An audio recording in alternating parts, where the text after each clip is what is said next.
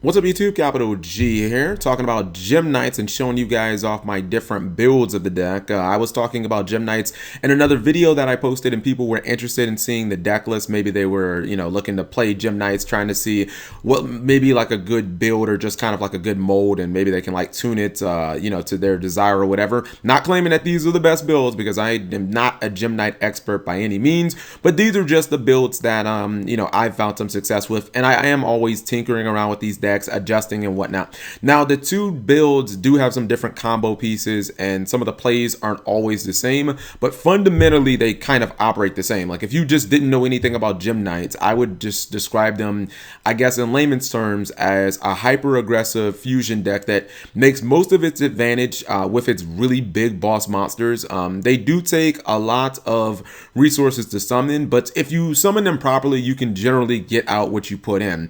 One of the main cards in this deck is Lady Brilliant Diamond. She came out in Clash of Rebellion and she is absolutely amazing. It does take 4 cards to summon her. The same can be said about Master Diamond, which was really their big beefy boss monster before. But generally, if you make her in the right way, you can get your resources back. The fact that their fusion card, Gem Knight Fusion, this was kind of like a predecessor to Shadow Fusion. The fact that you can pretty much add it back to your hand under most circumstances, because all you have to do is just banish a Gem Knight in your graveyard. You can activate it and put it back in your hand. You can use that an unlimited amount of times. It means that your fusion spell really doesn't count as a resource. And then if you use this card, Laluzai or Laluzi, I can never pronounce that. She can generally get you a normal back to your hand. So it's like you end up recuperating resources. Obsidian kind of does the same thing, where if you use him from your hand, he's going to summon a normal to the field. So you really don't take as much negs as like you originally think that you would. And one thing about Gem Knights is they do have a lot of normals, but it actually kind of works out in this deck because of future support.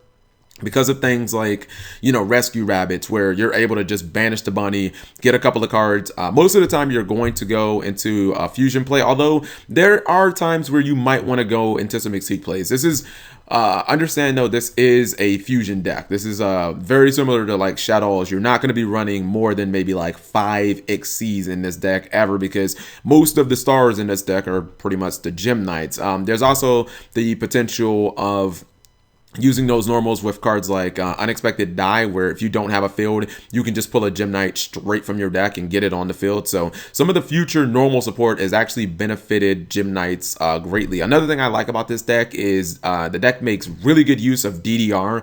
First off, Bunny banishes itself, so that's a card that when you summon it and you use the effect, that's automatically going to be banished. And we talked about how Gem Knight Fusion banishes all your Gem Knights that are already in the graveyard, so that's just like more tools. And some of the easiest combos are really just to banish a Gem Knight to get back fusion, and then just to pitch the fusion for DDR. So it's like those two cards, fusion and DDR, just work in perfect unison. And speaking of perfect unison, Crystal Rose is really, really good in this deck. It works really good with DDR, especially if you happen to summon one of your big beaters, like one of your, Master Diamonds or Lady Diamonds, and you don't end up winning, like maybe they die or something like that. They have to be in the graveyard, obviously. But what you can do is you can actually use Crystal Rose.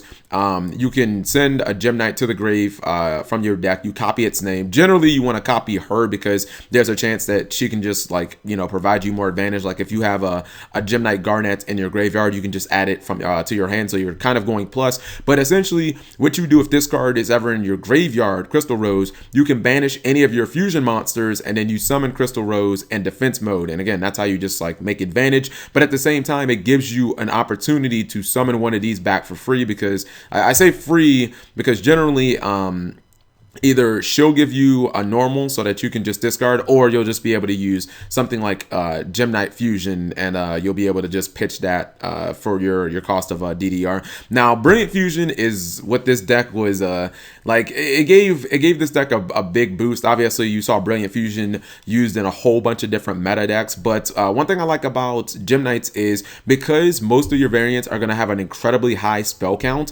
it's very easy to just summon a Brilliant Diamond, use her effect, get like Master Diamond out, and you think, oh, she has 0 attack, but again, because you can pitch like Gem Knight Fusion pretty much for free at any time, you're going to be able to use like Brilliant Fusion's second effect, or the effect of getting your attack value back. You're going to be able to use that very easily. And since the deck does run that many spells, and because you can get this back constantly, Summoner Monk is just kind of like a no-brainer at this point. Now, I like the fact that they have their own Stratos, Gem Armadillo. I was going to call it Gem Knight Armadillo, but it's really silly that it's not a Gem Knight, which means you can't really use it for like your fusions and whatnot, which is really, it's one of the biggest Achilles heels of this deck, is the fact that their Stratos essentially is kind of just he's just a body. Like, you normal summon him, you get to whatever Gem Knight that you need, and then, I mean, I guess you kind of cross your fingers, you kind of hope that you can exceed. Now, a couple of cards you could throw in to this variant, or to pretty much any Gem Knight variant. You could throw things like Instant Fusion in, because,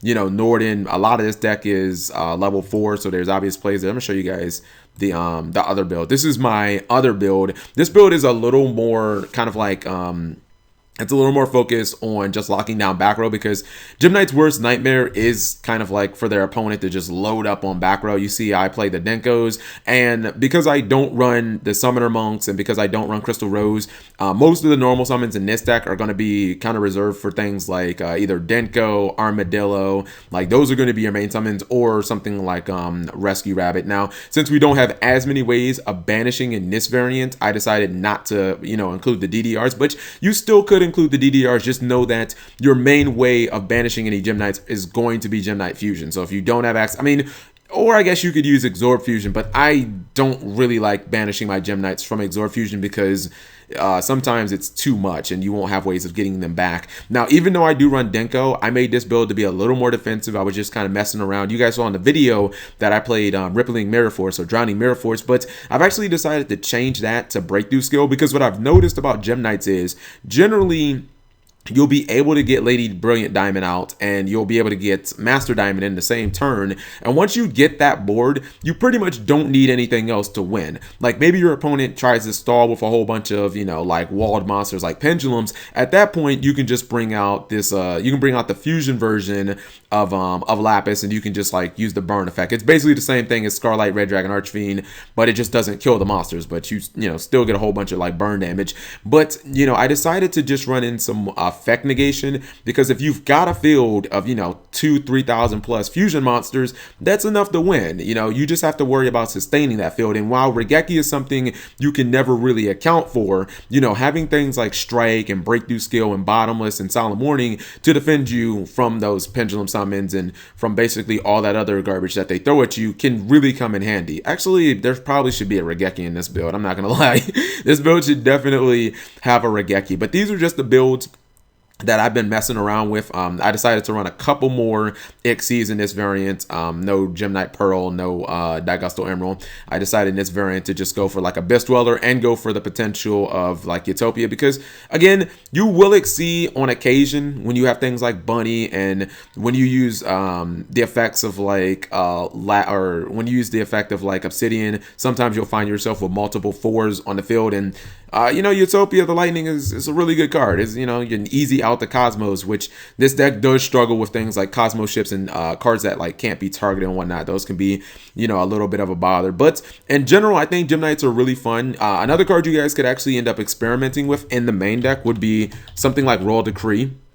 If you did play Royal Decree, I would probably suggest, well, like make your trap lineup minimal. Maybe you go 3 Royal Decrees and like a Vanities, or 3 Royal Decrees and like a Solemn or something like that. You probably won't need Twin Twisters at that point. But the reason I am a big fan of Twin Twister in this deck, or really any discard cards, is because 90% of the time you're just going to be pitching Gem Knight Fusion for them, and you're going to be able to get Gem Knight Fusion back. So let me know what you guys think. If there's anything about my build you guys would suggest that I change, leave that in the comment section below. Or if you have any just comments about Gem Knights in general. Thank you guys for watching as always.